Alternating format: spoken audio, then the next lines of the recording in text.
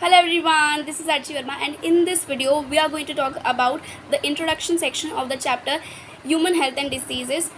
But before starting the video, you can join my Telegram channel to solve your doubts completely for free. So let's start with the video. तो पहले मैं आपको चीज़ें explain करूँगी, उसके बाद हम लोग NCERT रीड करेंगे। तो पहले एग्जैक्टली हेल्थ होती क्या है।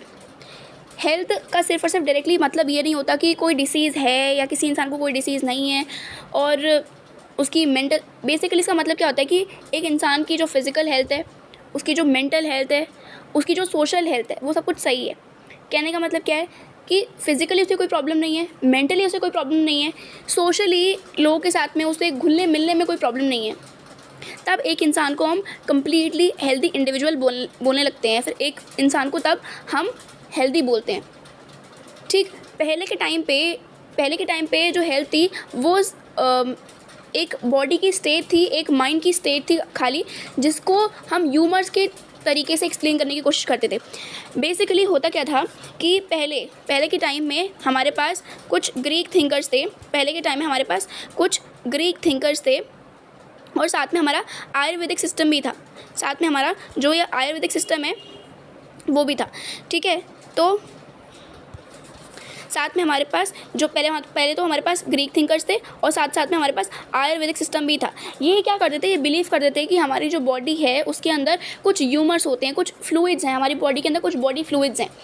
लेकिन ऐसा नहीं कि वो लिम्फ पे बिलीव करते थे या फिर ब्लड पे बिलीव करते थे, वो अलग अलग टाइप ऑफ बॉडी फ्लूइड्स पे, बेसिकली आप बोल सकते हो कि ह्यूमर्स पे बिलीव करते थे। तो उनकी भाषा में उसको ह्यूमर्स बोला जाता था।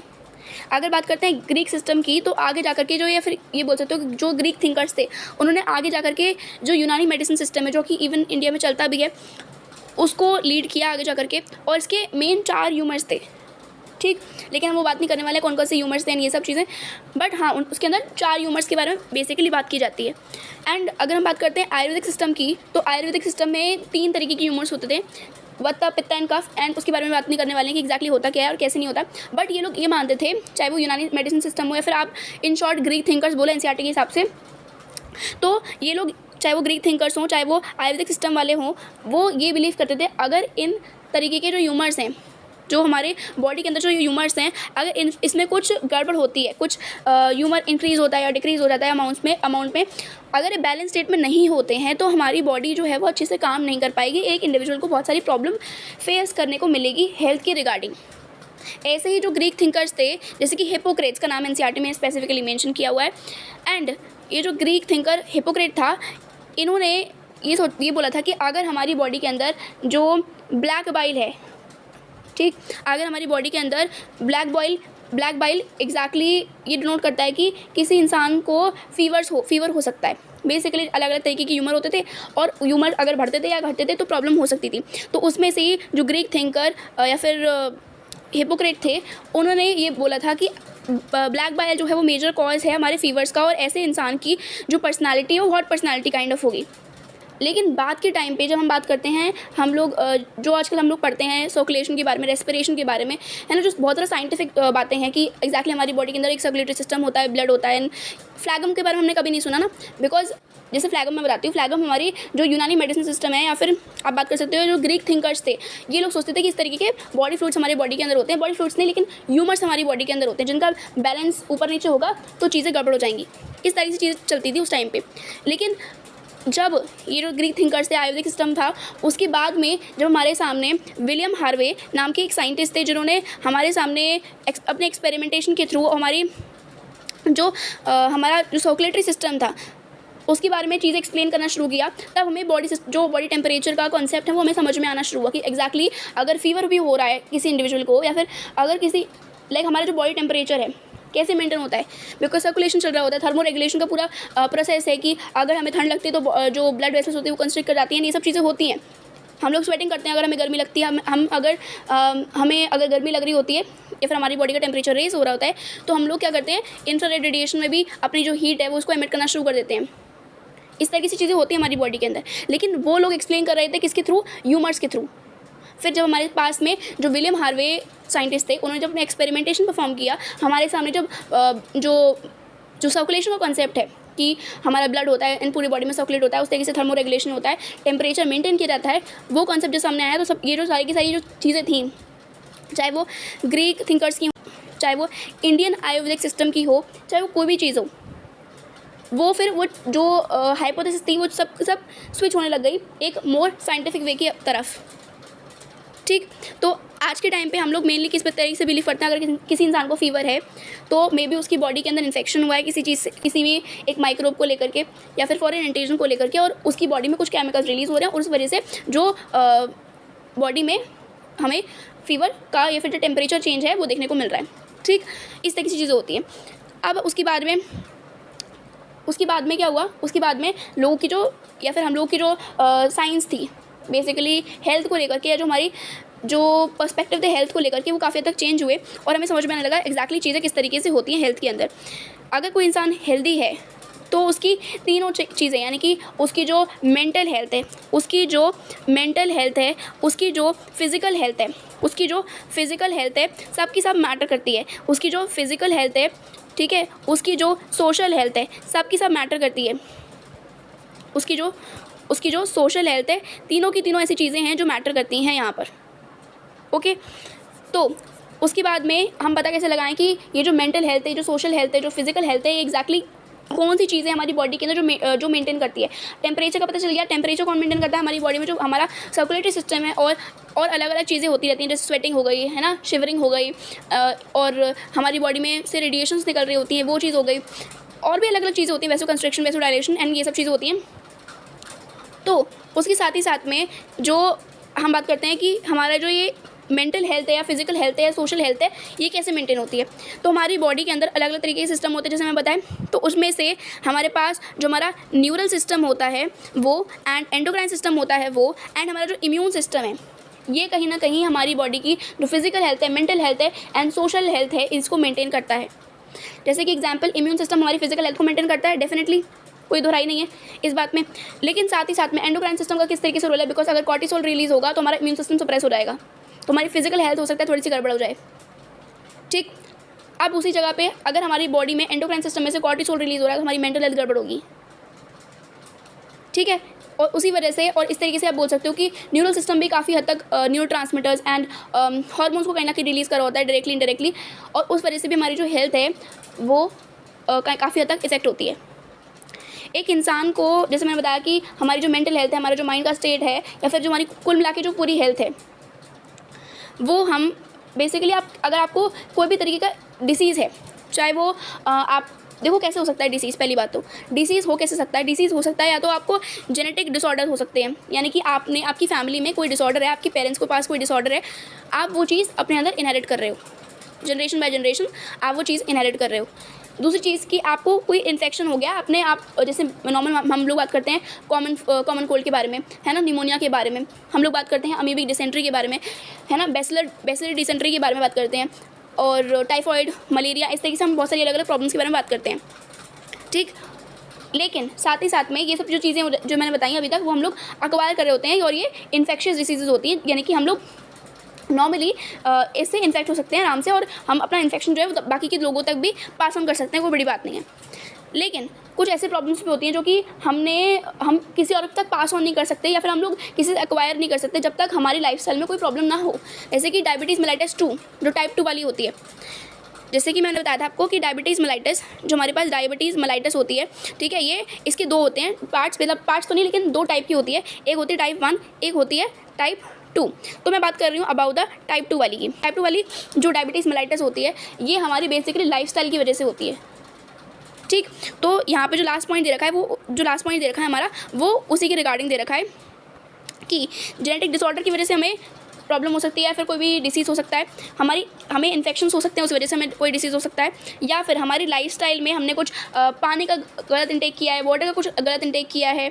ठीक है, इस तरीके से वो चीज़ हो सकती है। और इवन भी मैंने बताया था जैसे कि अमीबिक डिसेंट्री हो गई, हमारा टाइफॉइड हो गया, इस तरीके की चीज़ें जो भी हैं वो भी हम अपनी लाइफस्टाइल में हम लोगों ने कुछ पानी गंदा पिया है, कुछ खाना गंदा खाया है, उस तरीके से भी एक्वायर कर सकते हैं।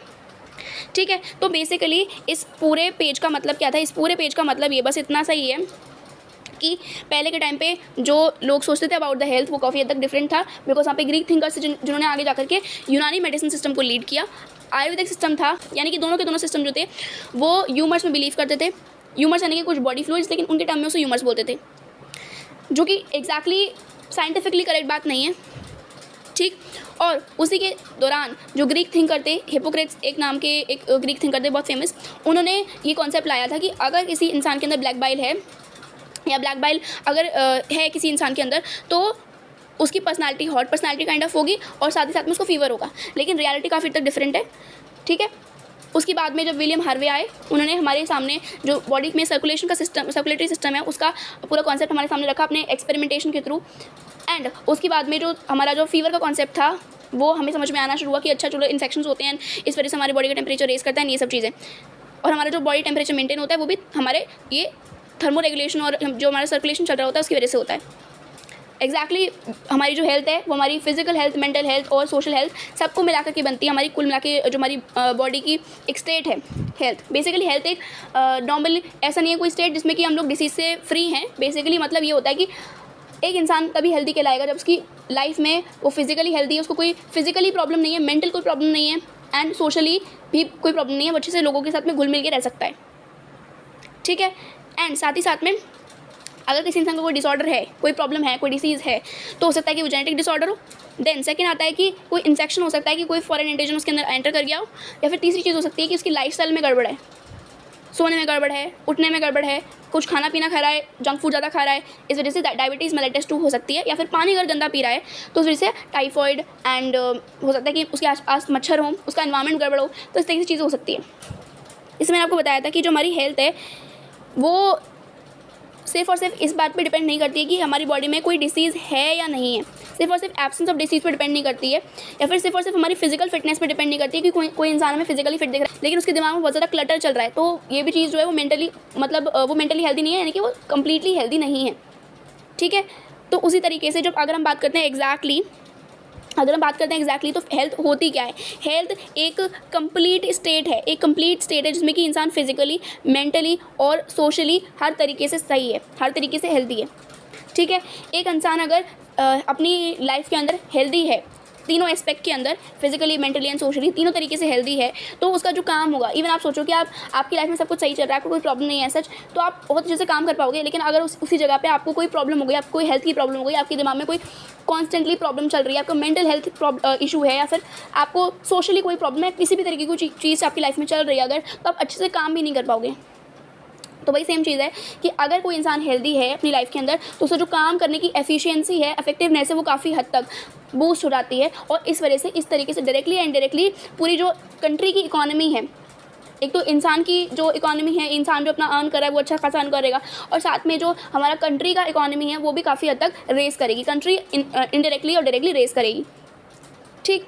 एक इंसान की अगर इस इंसान की जो लाइफ है वो हेल्दी है, या फिर कोई इंसान हेल्दी है, तो उसकी जो लाइफ की लॉन्जेविटी है वो भी काफ़ी हद तक इंक्रीज़ हो जाएगी, यानी कि इंसान जो है वो लंबा जिएगा। ऑब्वियसली बात है, पहले के टाइम पे लोग योगा करते थे, मेनली योगा करते थे, और उस वजह से जो लाइफ की लॉन्जेविटी थी वो काफ़ी हद तक इंक्रीज़ हो गई थी। लेकिन आज के टाइम पे हमारा जो इन्वायरमेंट है, पोल्यूशन के साथ में हम लोग बहुत ज़्यादा जंक फूड इंटेक कर रहे हैं, इस वजह से जो लाइफ की लॉन्जेविटी है वो भी काफ़ी तक कम हो रही है। लेकिन कोई इंसान अगर हेल्दी है, कंपैरेटिवली उसको कोई फिजिकल डिसऑर्डर नहीं है, मेंटल कोई प्रॉब्लम नहीं है, सोशल कोई प्रॉब्लम नहीं है, तो उसकी लाइफ में जो उसकी लॉन्जेविटी है वो काफ़ी हद तक अच्छी खासी होगी, जो उसका लाइफ स्पैन होगा वो काफ़ी हद तक अच्छा खासा होगा, ठीक है। और अगर हमारी जो कंट्री है, हम कंप्लीटली बोले तो हमारी कंट्री के अंदर जो इन्फेंट मोर्टेलिटी रेट है, मटर्नल मोर्टेलिटी रेट है, अगर हमारी जो कंट्री की सारी जो इंडिविजुअल्स हैं अगर वो हेल्दी हैं, या फिर हाइजीन को बहुत ज़्यादा इंपॉर्टेंस देते हैं, हर एक हेल्थ के एस्पेक्ट को बहुत ज़्यादा इंपॉर्टेंस देते हैं, तो हमारा जो इन्फेंट मोर्टेलिटी रेट है और जो हमारा मटर्नल मोर्टेलिटी रेट है वो भी काफ़ी हद तक कम होगा। इस वजह से भी हमारी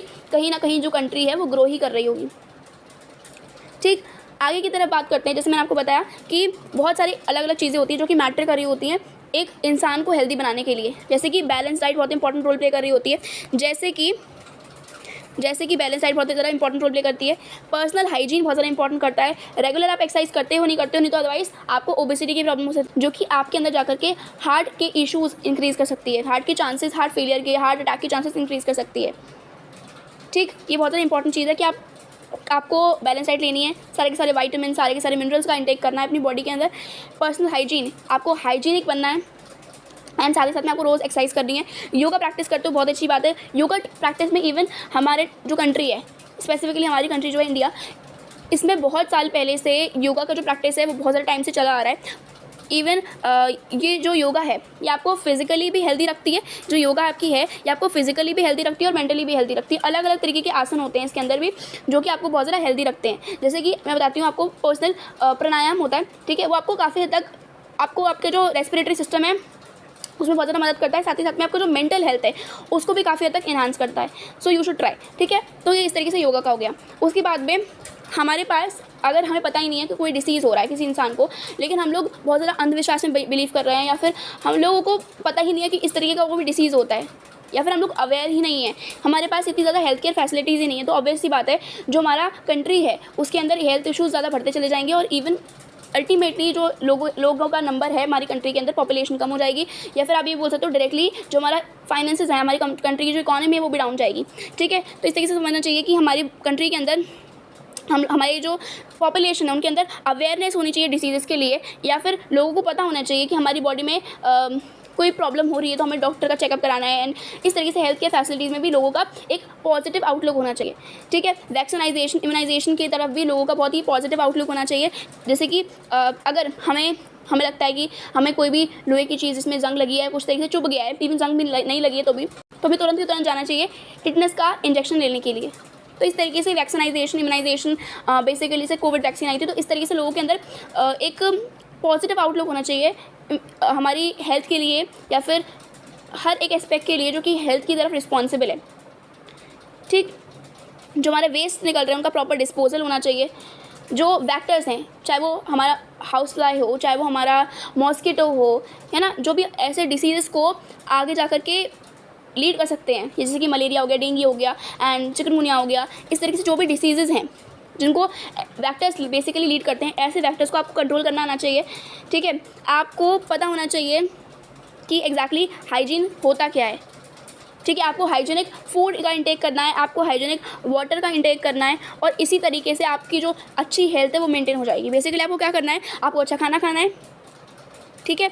आपको अपना हाइजीन अच्छे से मेंटेन करना है, आपको रोज़ एक्सरसाइज करनी है, आप योगा करोगे बहुत ही अच्छी बात हो जाएगी, आपकी फिजिकल और मेंटल हेल्थ दोनों अच्छे से मेंटेन रहेगी। आपको हर एक डिसीज़ के बारे में, मतलब हर एक ऐसा नहीं, लेकिन आपको अगर कोई लगता है कि आपकी बॉडी कोई अच्छे से काम नहीं कर पा रही है तो आपको तुरंत की तुरंत एक मेडिकल हेल्प की तरफ जाना चाहिए, आपको तुरंत डॉक्टर से कॉन्टैक्ट करना चाहिए। And proper disposal of waste, यानी कि जो वेस्ट प्रोडक्ट्स हैं उनका प्रॉपर डिस्पोजल करना आपको पता होना चाहिए कि बहुत ज़्यादा इंपॉर्टेंट वर्क है। और ऐसा नहीं होना चाहिए हर जगह पे आप लोगों ने कूड़ा कचरा इकट्ठा कर रखा है। पहली बात तो पोल्यूशन को लीड करेगा, साथ ही साथ में वहाँ पे जो वैक्टर्स हुए हैं हो सकता है कि वो आने लग जाएँ, ठीक है। हो सकता है कि वैक्टर्स वहाँ पे जल्दी जल्दी पनपने लगें और अल्टीमेटली जाकर के आपकी हेल्थ को ही प्रॉब्लम होगी। तो इस तरीके से हम लोग अच्छा खाएंगे, अच्छा तरीके से अपना हाइजीन मेंटेन करेंगे तो हमारी जो हेल्थ है वो कहीं ना कहीं एक पॉजिटिव डायरेक्शन में ही जाएगी। तो आगे बात करते हैं। When the functioning of one or more organs or systems of the body is adversely affected, characterized by appearance of various signs and symptoms, we say that we are not healthy, that is, we have a disease. Diseases can be broadly grouped into infectious and the non-infectious. Diseases which are easily transmitted from one person to another are called infectious diseases. पहले बात कर लेते हैं इतनी। तो अभी तक हमने क्या पढ़ा, हमने बहुत सारे डिसीज़ के बारे में पढ़ा कि जेनेटिक डिसऑर्डर हो सकते हैं, हो सकता है कि कोई इन्फेक्शियस डिसऑर्डर हो सकता है, हमारी लाइफस्टाइल की वजह से हमें डिसऑर्डर हो। लेकिन अभी हम बात कर रहे हैं कि अगर कोई इंसान को डिसऑर्डर होता है, अगर किसी इंसान को कोई डिसऑर्डर होता है तो उसकी कोई एक ऑर्गन या फिर किसी भी एक पार्ट में कोई प्रॉब्लम तो होगी ना। ऑब्वियसली बात है, अगर हम बात करते हैं सिंपल सा कॉमन कोल्ड के बारे में, तो कॉमन कोल्ड के अंदर हमारा जो रेस्पिरेटरी ट्रैक्ट का जो अपर रेस्पिरेटरी ट्रैक्ट है, बेसिकली जो हमारा नोज़ वाला एरिया है, ठीक है, उसमें हमें कुछ प्रॉब्लम देखने को मिलती है। अगर हम बात करते हैं मलेरिया के लिए, ठीक है, अगर हम बात करते हैं मलेरिया के लिए तो हमारा जो आरबीसी है, ठीक है, आरबीसी में आरबीसी का बेसिकली आप बोल सकते हो कि आरबीसी जो है वो ब्रेक होता है, लिवर में कुछ प्रॉब्लम देखने को मिलती है, मतलब उसमें भी वो भी कहीं ना कहीं पार्टिसिपेट कर रहा होता है इस पूरी साइकिल में। जो हमारा प्लाज्मोडियम की साइकिल होती है, लाइफ साइकिल, उसमें कहीं ना कहीं लिवर भी पार्टिसिपेट करता है। तो इस तरह की चीज़ होती है। तो एक या एक से ज़्यादा ऑर्गन्स का, बेसिकली ऑर्गन्स या बॉडी पार्ट्स पे कुछ इफेक्ट देखने को मिलता है और तभी हम इस चीज़ को डिसीज़ बोलते हैं, ठीक। अब ये जो डिसीज़ होते हैं ये हम ऑब्वियसली बात है हमारी फिजिकल हेल्थ, मेंटल हेल्थ या फिर सोशल हेल्थ को कहीं ना कहीं इम्पैक्ट कर रहे होते हैं। अब बात करते हैं कि ये जो डिसीज़ है, ये पहली बात तो जैसे मैंने बताया कि हमारी हेल्थ को कहीं ना कहीं इम्पेयर करते हैं, हमारी हेल्थ को कहीं ना कहीं ख़राब करते हैं। अब बात करते हैं कि डिसीज़ के बारे में, तो डिसीज़ कैसे होते हैं? डिसीज़ हो सकते हैं, डिसीज़ को बेसिकली हमने 2 कैटेगरी में डिवाइड किया है। एक होते हैं इन्फेक्शियस डिसीज़, एक होते हैं एक होते हैं नॉन इन्फेक्शियस डिसीज़। ठीक है, अब जो इन्फेक्शियस डिसीज़ेज है वो क्या करेंगे, वो एक इंसान से दूसरे इंसान को हो सकते हैं। जैसे कि इवन मान लेते हैं कि अगर किसी इंसान को मलेरिया है तो वो मलेरिया डायरेक्टली तो किसी दूसरे इंसान को नहीं हो सकता, ऑब्वियसली बात है कि वो टच करेगा, उसके साथ में खाना खा लेगा, तो ऐसा नहीं होता। लेकिन अगर वही जो इस इंसान को मलेरिया है, उस इंसान को अगर मच्छर काटा है और वही मच्छर जा करके एक नॉर्मल हेल्दी इंडिविजुअल को भी काट लेगा, तो दूसरे वाले इंसान जो कि हेल्दी था, जो कि नॉर्मल था, उसको भी मलेरिया हो जाएगा। इस तरीके से जो इन्फेक्शन डिसीज़ होते हैं वो फैलते हैं। जैसे कि हमने एड्स के बारे में देखा था कि वो सेक्सुअल कॉन्टैक्ट से, ब्लड ट्रांसफ्यूजन के थ्रू मदर का प्लेसेंटा क्रॉस करके बेबी तक पहुँच जाता है, और इस तरीके से चीज़ें हो रही थी। हम बात कर रहे थे जब एड्स के बारे में।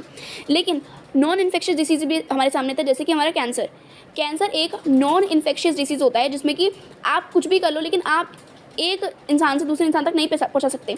इवन जो प्रॉब्लम हो सकती है वो जेनेटिक तरीके से फैल सकती है, लेकिन ऐसा नहीं हो सकता कि आप किसी के सामने बैठे हो, आप किसी के साथ में खाना खा रहे हो तो दूसरे वाले इंसान को कैंसर हो जाए, ऐसा कुछ नहीं होता। और जैसे मैंने पहले भी बताया था कि ड्रग और एल्कोहल अब्यूज़ भी हमारी हेल्थ को बहुत ज़्यादा ख़राब करते हैं। तो एक बार एनसीईआरटी जस्ट रीड कर लेते हैं थोड़ी। अब ज़रा एक बार रीड कर लेते हैं। Diseases which are easily transmitted from one person to another are called infectious diseases. Infectious diseases are very common and every one of us suffers from these at some time or other. Example common cold. Typhoid ज़रूरी नहीं सबको हो जाए, लेकिन हम सबको generally common cold हो ही चुका है, ठीक। और इवन आप ये भी जानते हो कि अगर अपने घर में किसी को कॉमन कोल्ड हो चुका है ना, तो उसके कांटेक्ट में अगर आप आओगे, चाहे वो आपके सामने कोई खांस दे या फिर छींक दे, इवन आपको होना कंपलसरी, मतलब अगर किसी घर में किसी एक इंसान को हो जाता है तो बहुत ज़्यादा प्रोबेबिलिटी होती है कि आप पूरा घर को ही हो जाएगा कॉमन कोल्ड। तो एक तरीके से वो एग्जाम्पल है इन्फेक्शियस डिसीज़ का, कि आपको ईजिली वो इन्फेक्शन ट्रांसमिट हो सकता है, ठीक। ईजिली जो इन्फेक्शन है आपको ट्रांसमिट हो सकता है। आगे बात करते हैं। Some of the infectious diseases like AIDS are fatal. जैसे मैंने बताया कि एड्स जो है वो एक ऐसा डिसीज़ है जो कि कभी क्योर नहीं हो सकता, और वो जो डिसीज़ है वो एक इन्फेक्शियस डिसीज़ है जो कि प्लेसेंटा क्रॉस करके मदर से फीटस में जा सकता है, जो कि सेक्सुअल इंटरकोर्स से जा सकता है, जो कि बॉडी फ्लूइड्स की ट्रांसफ्यूजन से जा सकता है ना। इंट्रावेनस ड्रग अब्यूज़ उसको बेसिकली एक्सचेंज कर सकते हैं। तो इस तरीके से चीज़ें होती थी। Among non-infectious diseases, cancer is the major cause of death and alcohol abuse also affect our health adversely. तो इस वजह से आपको समझ में आया कि हम लोग क्यों बात कर रहे थे about the cancer and about the AIDS, because यहाँ पे एग्जाम्पल दे रखा है कि इन्फेक्शियस डिसीज़ होते हैं हमारी लाइफ के अंदर और नॉन इन्फेक्शियस डिसीज़ होते हैं। तो जितने भी सारे अब हम पढ़ने वाले हैं ना कॉमन डिसीजेज ह्यूमंस के अंदर, वो सारे के सारे होंगे इन्फेक्शियस डिसीज़ की कैटेगरी के अंदर, और एड्स हमने देख लिया एक इन्फेक्शियस डिसीज़ की कैटेगरी के अंदर, और फिर हमने कैंसर देख लिया from the category of non infectious diseases, and फिर हमने लास्ट में ड्रग और एल्कोहल अब्यूज़ देख लिया, बिकॉज हम यहाँ पे कंप्लीटली देख रहे हैं कि हमारी हेल्थ को क्या क्या चीज़ें इम्पैक्ट कर सकती हैं। So this was all about this video. कल हम बात करेंगे about the common diseases in humans जो कि कॉज करता है बैक्टीरिया और वायरस। Okay, thank you.